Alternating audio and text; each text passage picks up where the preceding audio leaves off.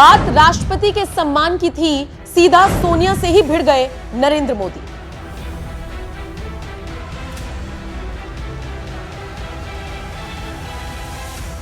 पंजाब को drugs free राज्य बनाने के लिए राज्य की भगवंत सिंह मान सरकार ने एंटी नारकोटिक्स टास्क फोर्स यानी एनटीएफ का गठन किया। ये पहले से ही काम करे स्पेशल टास्क फोर्स यानी एसटीएफ को अपग्रेड करके बनाया गया है।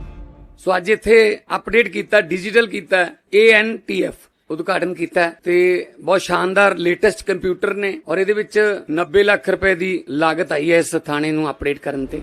एनटीएफ के संचालन के लिए पंजाब सरकार ने एक नया अत्याधुनिक दफ्तर बनाया है और मैन पावर भी बढ़ोतरी करते हुए 400 पोस्ट को बढ़ाकर 861 कर दिया गया, जो आने वाली 10,000 पुलिस पोस्ट का हिस्सा होगी। इसके साथ ही पंजाब सरकार ने चैटबोट नंबर 9779100200 भी जारी किया है, जिस पर कोई भी नागरिक नशा तस्करी की सूचना दे सकता है।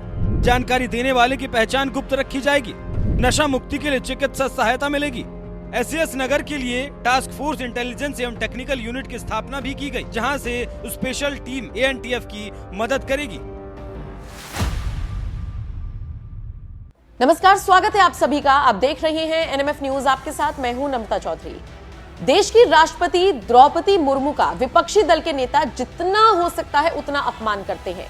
सम्मान की गुंजाइश कभी नहीं छोड़ते। एक बार नहीं बल्कि बार बार इस तरह से अपमानित किया जाता है देश की राष्ट्रपति द्रौपदी मुर्मू को। और एक बार फिर जब राष्ट्रपति का अभिभाषण हुआ तो कैसी कैसी टिप्पणी आई है नेता प्रतिपक्ष की तरफ से, सोनिया गांधी की तरफ से, ये देखकर और सुनकर हर कोई हैरान है। शायद इसीलिए अब खुद देश के प्रधानमंत्री नरेंद्र मोदी को बीच में आना पड़ा है और उन्होंने सोनिया और राहुल जैसे नेताओं को खरी खोटी सुनाई है। दरअसल राष्ट्रपति के अभिभाषण के बाद नेता प्रतिपक्ष राहुल गांधी की प्रतिक्रिया जानने के लिए मीडिया के पत्रकारों ने उनसे सवाल पूछा कि आपको यह अभिभाषण कैसा लगा।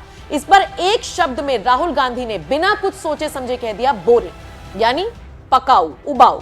दूसरी तरफ सोनिया गांधी ने पुअर लेडी जैसे शब्दों का इस्तेमाल किया। जरा सुन लीजिए दोनों दिग्गज नेताओं ने किस तरीके से राष्ट्रपति का अपमान करने में कोई कसर नहीं छोड़ी। Boring, no comment. No, the president was getting very tired by the end. Repeating the same thing again and She again. could only speak for thing. थोड़ा पीछे हो जाइए, थोड़ा पीछे हो जाइए। आ रही है तो क्या करें? अब सोनिया गांधी का और राहुल गांधी का ये बयान सामने आया तो तीखी आलोचना होने लगी और इसी आलोचना से बचाव करने के लिए प्रियंका गांधी मैदान में उतर आई। प्रियंका गांधी ने कहा कि मेरी मां एक 78 वर्षीय बुजुर्ग महिला है और वो कभी भी महिलाओं का अपमान नहीं कर सकती है। जरा सुन लीजिए किस तरीके से बचाव करती हुई नजर आई है Priyanka Gandhi. Very tired by the end of the address is in a poor taste. My mother is a 78-year-old lady. She simply said that the president must have been tired reading such a long speech. Poor thing. I don't think she fully respects, in fact, she has the utmost respect for her. And I think it's very unfortunate that this kind of thing is twisted by the media. They are both respected people. They are older than us. They are a certain age now. And it's pretty clear that she means no disrespect. BJP माफी की मांग कर रहे हैं। BJP माफी की मांग कर रहे हैं। अरे जिस खाई में इन्होंने इस देश को डुबोया है पहले उसके लिए माफी मांगे। खैर इन सब के बीच अब देश के प्रधानमंत्री नरेंद्र मोदी ने सीधे सीधे कांग्रेसियों को सबक सिखाने का काम किया है। जी हां, नरेंद्र मोदी ने साफ तौर पर कह दिया, शाही परिवार के एक सदस्य ने कहा आदिवासी बेटी ने बोरिंग भाषण दिया। दूसरी सदस्य तो इससे भी एक कदम आगे बढ़ गई। उन्होंने राष्ट्रपति को पुअर थिंग कहा, गरीब कहा, थकी हुई कहा। ये देश के 10 करोड़ आदिवासी भाई बहनों का अपमान है। ये देश के हर गरीब का अपमान है। जो लोग जमीन से उठकर आते हैं उनको कांग्रेस का शाही परिवार बिल्कुल पसंद नहीं करता।